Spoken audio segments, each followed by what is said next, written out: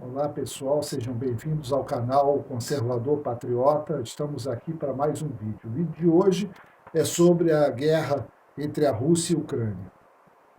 Vocês já repararam que a grande mídia, e eu falo a grande mídia, eu estou dizendo a Globo lixo, a CNN lixo e a Band lixo, pararam de falar sobre Covid, que não tem mais a ameaça da Ômicron, que eles estão enaltecendo o tempo todo os países da OTAN em detrimento da Rússia.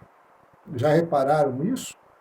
A verdade é que essa guerra ela já tinha sido há muito tempo alertada pelo professor Olavo de Carvalho, que disse que haveria uma invasão da Rússia contra a Ucrânia há muito tempo atrás. Mas isso se deve a diversos fatores. Não que a mídia costuma dizer, por exemplo, que o Putin invadiu a Ucrânia simplesmente porque a Ucrânia iria se aliar à OTAN e que ela havia aberto mão dos mísseis nucleares que ela tinha, né, das ogivas nucleares, então ele resolveu invadir a Ucrânia por causa disso. Também, mas não é a razão principal. A situação é muito mais profunda do que se parece. E eu fiz um resumo histórico, um texto, que explica bem toda essa situação que está acontecendo e que o que pode vir a acontecer nos próximos tempos. Então eu vou ler o que eu fiz e para que vai explicar todo o processo histórico do que está acontecendo, para todos entenderem o que existe hoje de possibilidades no mundo de haver uma terceira guerra mundial ou não. Isso vai depender das decisões que serão tomadas daqui para frente. Porque o que está se passando hoje é bem claro para mim.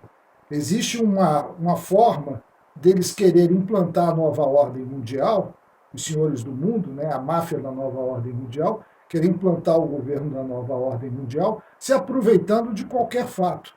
Tentaram a pandemia, não conseguiram, agora com essa guerra da Rússia e Ucrânia, vão tentar de novo apavorar o mundo para que o mundo ceda a esse governo da nova ordem mundial. Mas graças a Deus nós temos líderes que não vão cair nessa, como o caso do presidente Bolsonaro. Mas vamos aos fatos históricos para entendermos o que está se passando hoje em dia. A Rússia sempre pretendeu ser um império hegemônico, desde o século XIX. Ela queria ter uma hegemonia na Europa. Ocorre que no século XIX, o império hegemônico que exercia influência no mundo era o Império Britânico. Nessa época, os Estados Unidos estavam despontando como potência econômica, mas apenas em relação ao continente americano. Nessa época, surgiram os impérios financeiros e industriais nos Estados Unidos, e os donos desses impérios haveriam de se juntar à elite financeira europeia e formar o que hoje se chama máfia da nova ordem mundial. Então, o que acontecia na época, no século XIX? O Império Russo existia, o Império do Czar russo. E os intelectuais na Rússia, eles já planejavam a Rússia ser a maior potência hegemônica do continente europeu. Só que a Inglaterra já exercia essa função. A Inglaterra ela tinha várias colônias na época. E os Estados Unidos estavam despontando, como eu falei, como uma potência econômica, a América Latina, e todos esses grandes impérios econômicos que foram formados dentro dos Estados Unidos acabaram se aliando aos grandes financistas industriais europeus e formando uma cúpula que hoje eu considero chamar a máfia da nova ordem mundial. Os senhores do mundo. Por não conseguir obter essa hegemonia diante da Europa, a Rússia manteve um ressentimento por isso, pois é o maior país do mundo.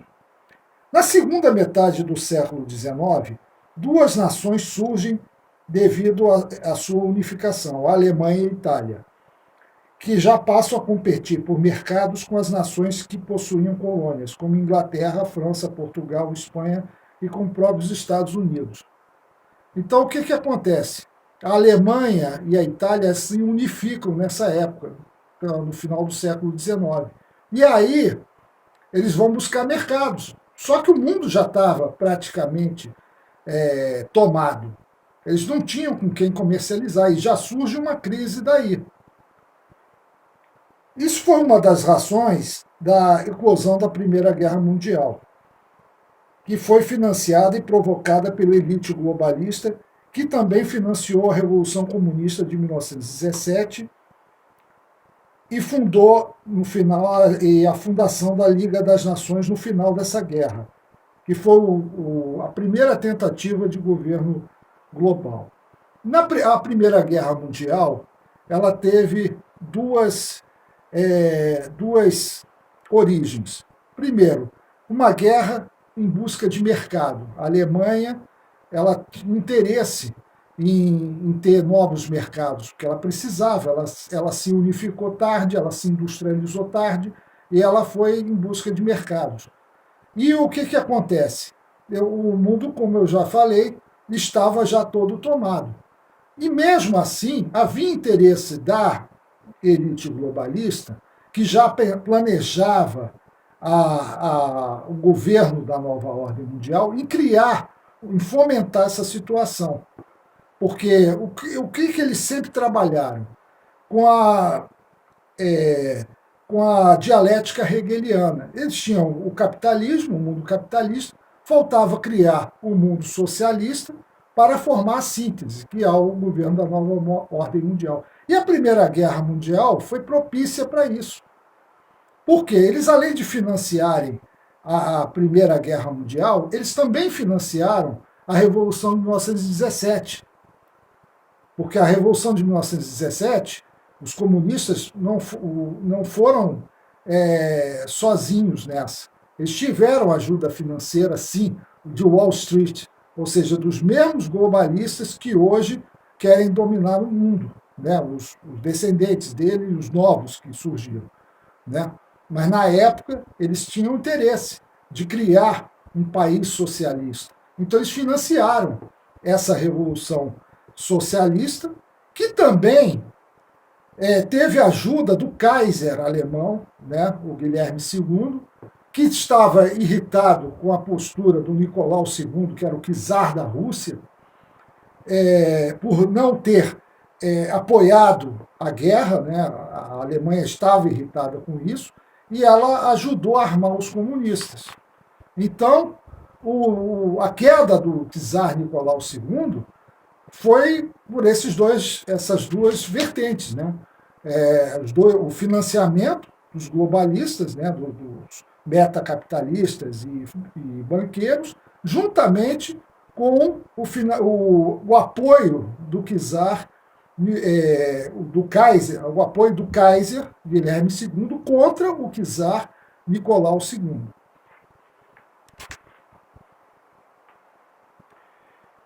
Enfim, com a Revolução Comunista de 1917, essa ideia de Império Russo se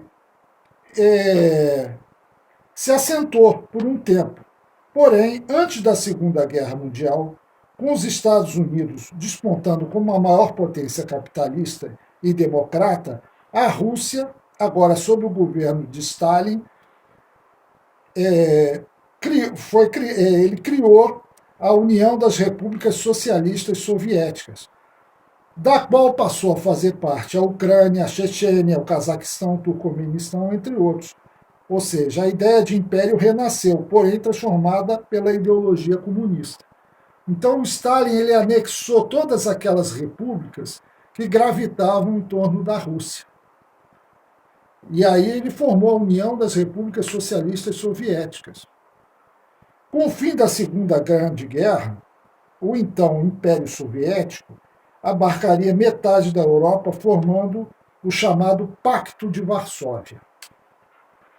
Isso é muito importante salientar, esse Pacto de Varsóvia, ele vai ser o contraponto da OTAN, que depois da Segunda Guerra Mundial, foi fundada a ONU, que foi o embrião da futuro governo da nova ordem mundial, e a OTAN, que protegeria militarmente os países europeus que não faziam parte do Pacto de Varsóvia. O Pacto de Varsóvia, ou seja, surgiu então a Guerra Fria. Em 1949 surge a República Popular da China.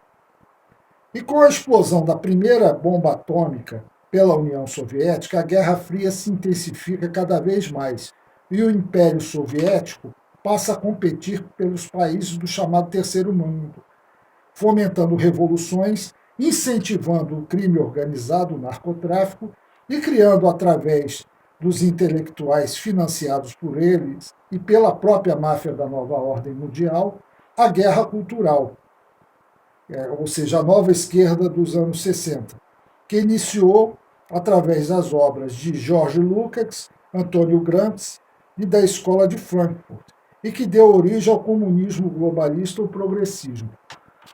Então, a Rússia, nessa época, que era o principal país da União Soviética, ela tinha a KGB, que era a principal força de inteligência dentro da União Soviética, e eles prepararam uma guerra contra o Ocidente, fomentando tudo que fosse ruim contra o Ocidente, para destruir a civilização ocidental e eles se expandirem. Essa era a ideia da União Soviética.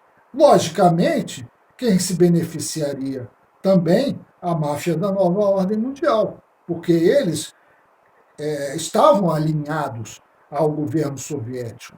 Apesar deles mandarem nos governos americanos, em parte, né, quando não era um conservador, era alguém do Partido Democrata, alinhado a eles, eles também tinham uma aliança com a União Soviética. Rockefeller, ele ajudou muito no governo Stalin e nos outros governos.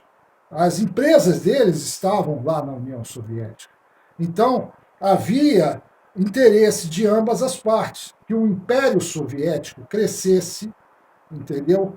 E destruísse o Ocidente, para que houvesse, enfim, o governo da nova ordem mundial. Isso tudo foi planejado por engenheiros sociais, por gente da KGB, gente da própria CIA, que era de esquerda. Isso foi tudo planejado. Eu vou falar isso em outros vídeos, com mais detalhes. Esse progressismo, que é hoje a ideologia da nova ordem mundial, que foi gerada por essa guerra cultural, viria a transformar a ideologia de todos os partidos de esquerda, inclusive o Partido Democrata Americano. Eles também contribuíram nessa época pelo terrorismo islâmico. Foi o país que mais contribuiu para o terrorismo islâmico, foi a União Soviética, na época a União Soviética. O Hezbollah, o Hamas, todos eles eram financiados pela União Soviética.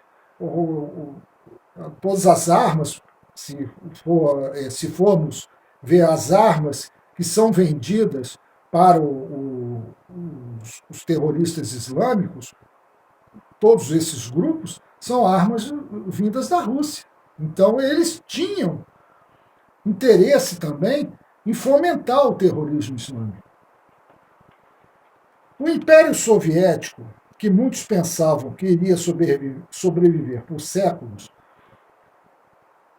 colapsou após 70 anos de Revolução Comunista, em parte pelo próprio sistema econômico, em parte por ter, nos anos 80, líderes fortes e conservadores como Ronald Reagan e Margaret Thatcher, o Papa João Paulo II também, e em parte pela guerra do Afeganistão.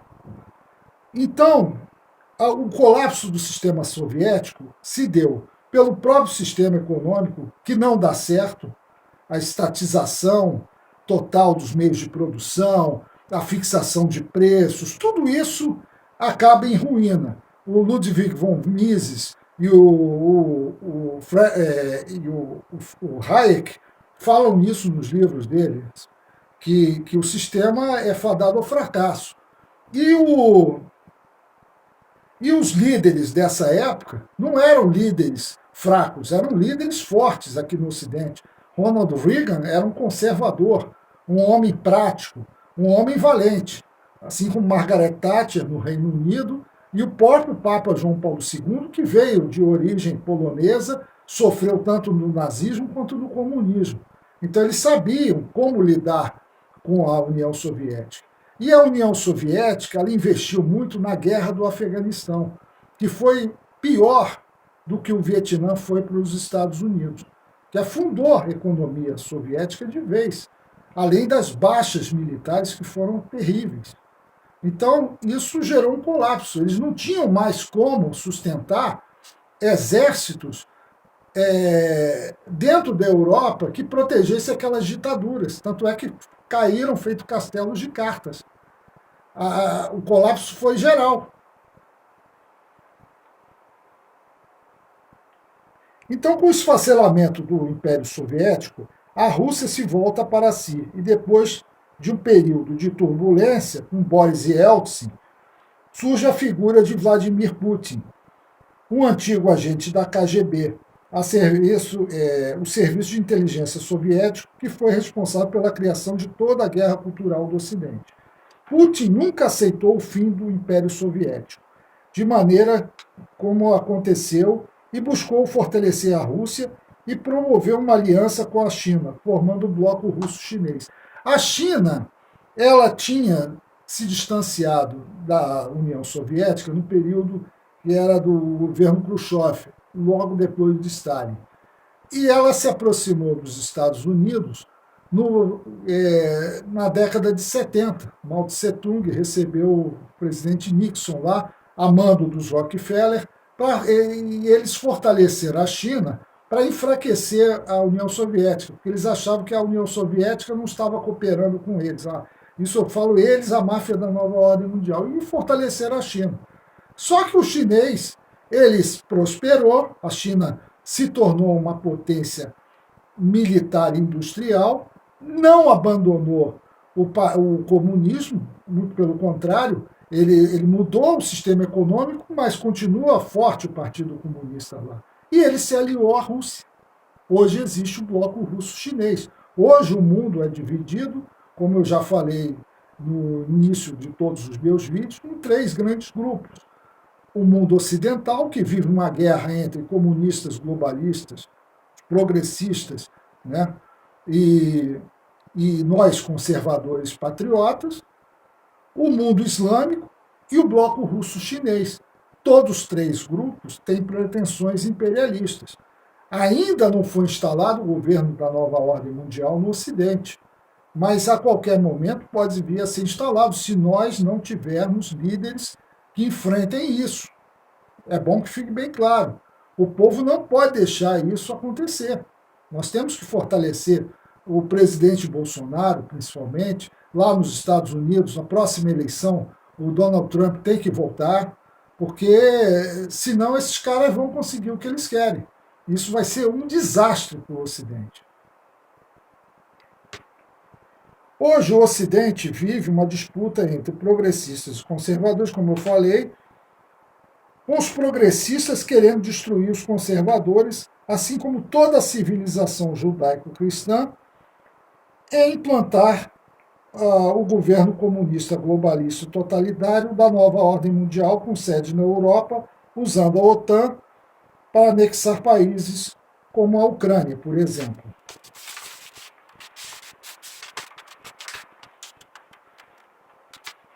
Putin, que não é Stalin, mas tem como o ideólogo Alexandre Dugin, tem o propósito de reerguer o Império Russo. E mesmo que tenha que guerrear para que isso ocorra, ele fará. Portanto, como já expliquei em vídeos anteriores, o mundo ocidental está dividido, como eu te falei, em 3 grandes blocos. Então, é um cenário muito delicado. É um cenário que está propenso a uma guerra mundial para que essa máfia da nova ordem mundial instale o governo mundial. Porque a guerra do Putin com a Ucrânia é uma guerra que não vê só o lado militar, ele tem também o lado expansionista. O Putin ele nunca perdoou o fato da União Soviética ter se esfacelado da maneira como se esfacelou. Então ele vai agir com a Ucrânia e vai anexar outras republiquetas que queiram participar do novo Império Russo. E a China, ela não está também parada. Ela tem objetivos. Um dos grandes objetivos da China é conquistar territórios para obter comida. O Brasil, eles estão de olho no Brasil. O Brasil, por exemplo, se cai nas mãos do Luladrão ou de qualquer outro esquerdopata, como Ciro Gomes, cujo partido PDT é financiado diretamente pela China, ou então Sérgio Moro, ou qualquer outro, nós estamos nas mãos dos chineses. Eles vão tomar a nossa agricultura e nós vamos virar lacaios dele ou sermos exterminados. Portanto, é uma situação muito complexa, muito delicada, e nós temos que apoiar o nosso presidente em tudo. Porque o nosso presidente, assim como outros líderes conservadores, é que podem fazer frente às ambições políticas de todos esses três grupos que estão aí. Entendeu? Por isso eu encerro o meu vídeo, agradecendo a todos. Muito obrigado. Curtam o vídeo, compartilhem ele, se inscrevam no canal e vamos em frente.